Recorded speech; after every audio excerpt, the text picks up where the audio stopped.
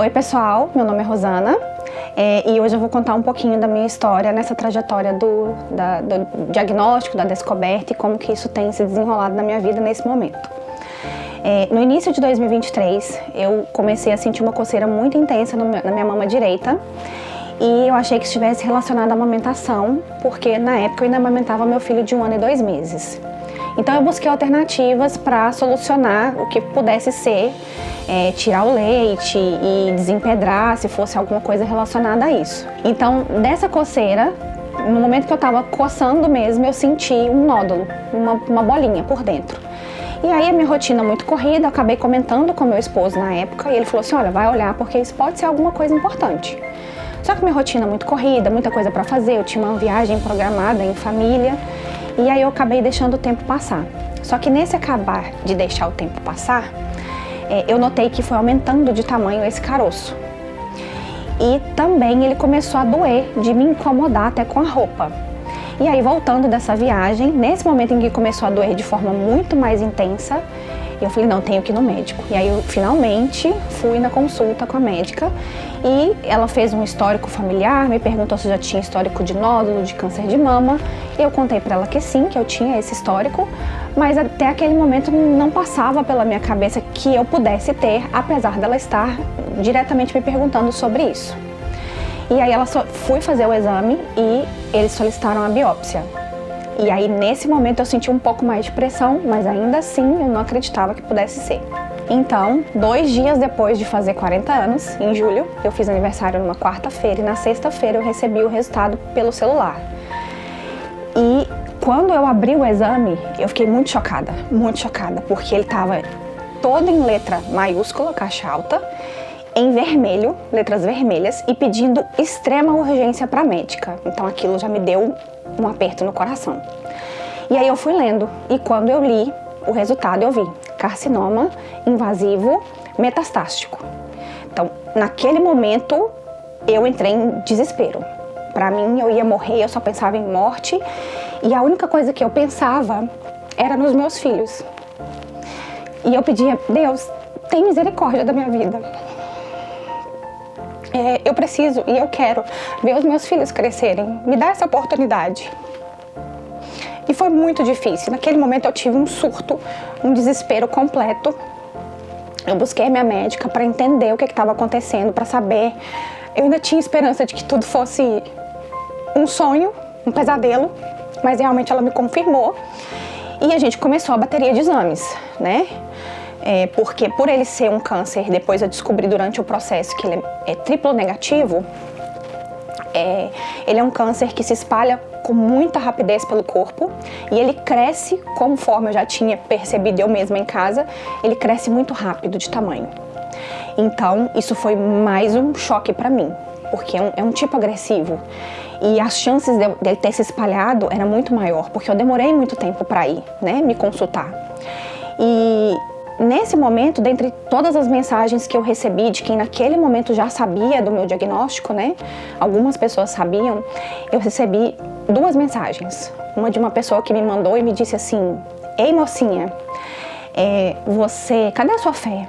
Imagina Deus te olhando lá de cima. E isso foi uma coisa que me deu um chacoalhão, sabe? Que me fez assim, tá tudo dando errado. É uma coisa que ninguém nunca espera. Realmente é uma coisa muito grave, muito séria, mas eu preciso ter força, eu preciso ter fé, eu preciso continuar, eu preciso lutar, exatamente pelos meus filhos, pela minha família, né? E pra mim foi um processo muito duro, porque a minha mãe tá no Brasil, que é a parte mais forte pra mim da minha família, que me dá mais suporte. E eu tive que contar pra ela, e pra mim foi difícil também, por conhecê-la e saber que estando distante ela ia sofrer muito mais. Então eu precisava estar forte para ela, eu precisava estar forte para minha outra filha de 6 anos, que já entende bastante. Eu precisava estar forte para o meu marido poder segurar essa onda também, porque ele me apoiou muito, ele me apoia muito, ele está comigo, mas eu precisava estar forte também por ele.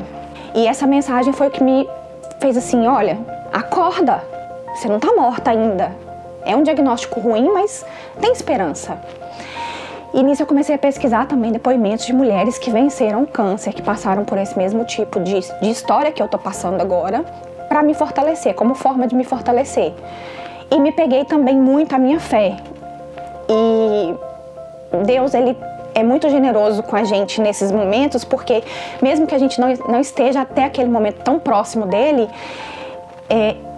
eu sinto todos os dias o carinho, a força que me faz continuar com a minha rotina, que me faz manter em pé, que me faz seguir.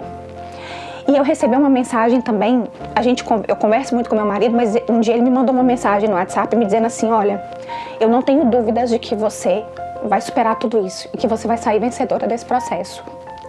E eu vou estar do seu lado em todos os momentos, independente do que acontecer, do que você vai ter que passar. Mas eu quero te dizer para você ficar forte, para você encarar isso como uma fortaleza, como uma leoa que você é. E isso também me motiva todos os dias. São as duas mensagens e as duas frases, além de Deus, é claro, em primeiro lugar, que me fortalecem todos os dias, para eu me manter de pé. Eu tenho dias bons, eu tenho dias não tão bons. Mas nos dias não tão bons, é o que me faz continuar. E olhar para frente e falar assim, vai dar certo, eu vou conseguir. Depois do diagnóstico que eu recebi, que eu fui na médica, tive essa primeira consulta com a médica. Ali foi definido o meu tratamento, são 24 sessões de quimioterapia. Essa semana fiz a 10ª sessão de quimioterapia. E depois vai ter a retirada da mama, que foi optado por fazer depois, exatamente para ver a resposta do tumor em relação ao tratamento. E também mais 3 radioterapias, depois que eu retirar a mama e fizer a reconstrução. Nesse momento a gente descobriu há uns 15 dias atrás que o meu câncer ele é genético, né? Eu tenho o DNA do BCRA2 alterado, então por isso eles optaram por retirar as 2 mamas, mesmo a outra que não tem nada, graças a Deus, mas como prevenção, e os ovários também, porque esse tipo de deficiência no DNA pode causar chances altíssimas de ter câncer de mama e também de ovários. Então, essa vai ser a opção como prevenção, retirar a outra mama e também os ovários mais pra frente. Como eu já tenho filhos, já tô realizada como mãe, então isso pra mim não é uma parte que nesse momento tem mexido tanto comigo. Mas a questão da queda de cabelo, que no início eu achava que seria muito fácil, seria uma coisa assim, tranquila. Vai ser difícil, mas eu não vou ter tanto impacto com isso. E realmente eu me surpreendi porque perder o cabelo, pra mim, foi muito difícil. Muito, muito difícil. Eu tentei lidar com tudo, com muita leveza em casa, com a minha filha. A gente brincou, chegaram uns lenços, a gente brincou, eu comprei umas perucas pra testar. Mas eu me senti como no início, quando eu descobri. Muito, muito, muito mal. Porque a partir daquele momento, a doença ia estar visível para todo mundo, né? Eu não passo desapercebida mais na rua para as pessoas. E nem aonde eu vou. Então isso para mim foi muito difícil no início. Mas, como se diz, um dia de cada vez. Eu fui superando isso reforçando para mim mesma que faz parte. Eu tô chegando, é um passo a mais para chegar no final, para chegar na cura e para isso tudo acabar.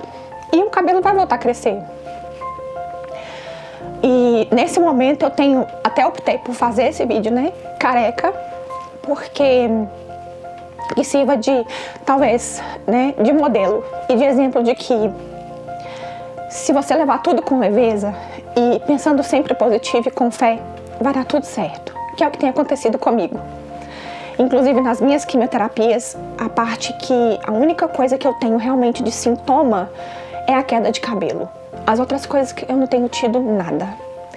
Ou quando tenho, que é de vez em quando, é um pouquinho e um pouquinho. Sempre um pouquinho de cada. Mas nada que me debilite, que me tire da minha rotina. Eu continuo trabalhando, eu continuo cuidando dos meus filhos, eu continuo fazendo toda a minha rotina. A doença e o tratamento não tem me privado, graças a Deus, de fazer absolutamente nada.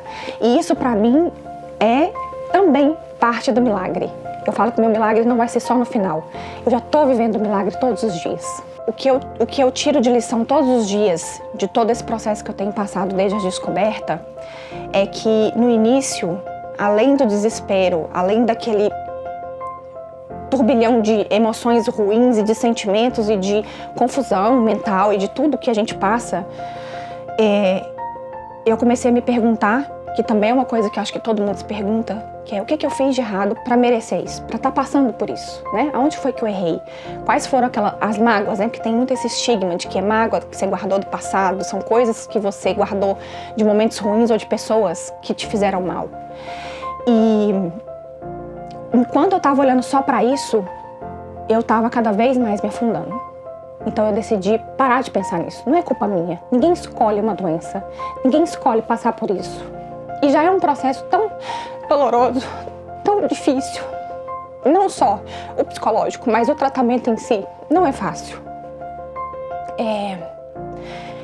Eu parei de olhar para essas coisas. Eu parei de pensar nisso. Porque que Deus que é esse que castiga a gente com uma doença só porque a gente está carregando uma mágoa de alguém? Não faz sentido.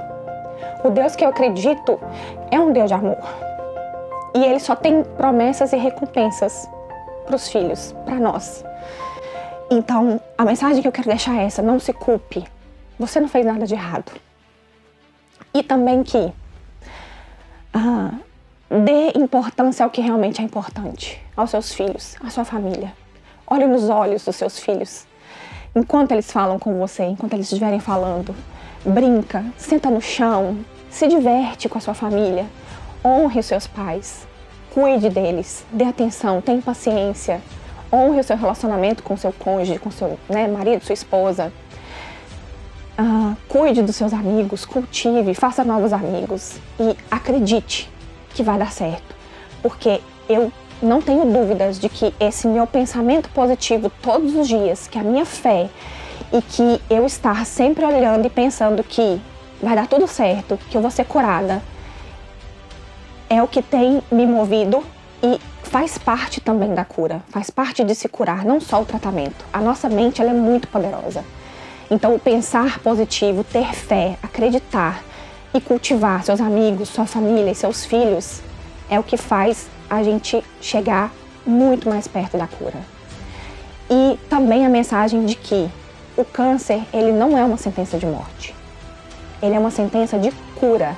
Ele é uma sentença e um prognóstico de melhora de vida, de melhora de relacionamento, porque a gente vai incessantemente, cada dia mais, buscando.